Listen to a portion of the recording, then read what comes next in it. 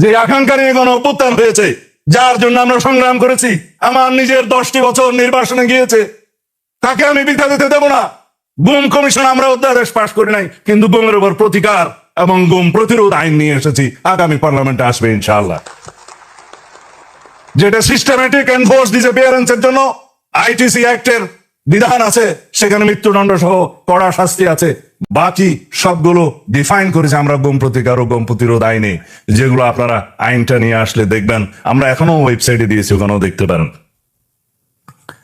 সেই অক্তি ধরা দিনগুলো আমি যদি লম্বা বক্তব্য দিই, মাননীয় রাষ্ট্রপতির সময় থাকবে না। এখানে আপনারা অনেক অপেক্ষা করছেন, কিছু বিভ্রান্তিও মাঝখানে হয়েছে, যার জন্য আমার অনেক কথা বলার ইচ্ছা আছে। তবে অনেক কথা আজকে যাব বলে কিছু কথা না বলি। তার মানে হচ্ছে আন্দোলনের দিনলিপি। যারা বলেছেন যে 36 দিনের জুলাই, এই মুক্তির মন্দির সোপান একদিনে নির্মিত হয়নি।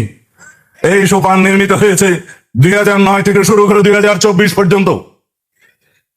আমরা বলি সেই মানুষ হন be that personality whom man follows. তিনি হচ্ছেন বেগম খালেদা জিয়া। তিনি ত্যাগ স্বীকার করেছেন, সন্তান হারিয়েছেন, নিজের জীবন বিসর্জন দিয়ে হলেও, চিকিৎসায় না গিয়ে হলেও আপোষহীন ভাবে বাংলাদেশের জন্য প্রাণ দিয়েছেন। আজকে শুয়ে আছেন এই আমাদের পাশে। তার অবদান নেই? 36 কে এমনিতেই হয়েছে জুলাই। দীর্ঘদিনের এক এক দিনের বিন্দু বিন্দু জমে আমাদের এই সিন্ধু হয়েছে, একদিনে হয় নাই।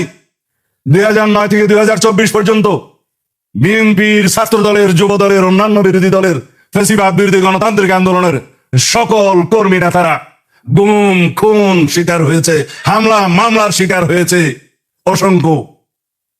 কোথায় যাবে সেই ইতিহাস? যারা স্বামী হারিয়েছে, স্ত্রী তার স্বামী হারিয়েছে, মা তার সন্তানকে হারিয়েছে, গুম হয়ে আজও ফিরে নাই আমার বন্ধু ইলিয়াস, তাদের কি হবে? একদিনে হয়েছে জুলাই। স্বৈরাচারের পতন কি একদিনে হয়? পৃথিবীর ইতিহাসে সেটা আছে? নাই। যদি বলি কোন আন্দোলন অহিংস সহিংস হবে, সেটা সাধারণ মানুষ নির্ধারণ করে না, সেটা মহাত্মা গান্ধী নির্ধারণ করে না।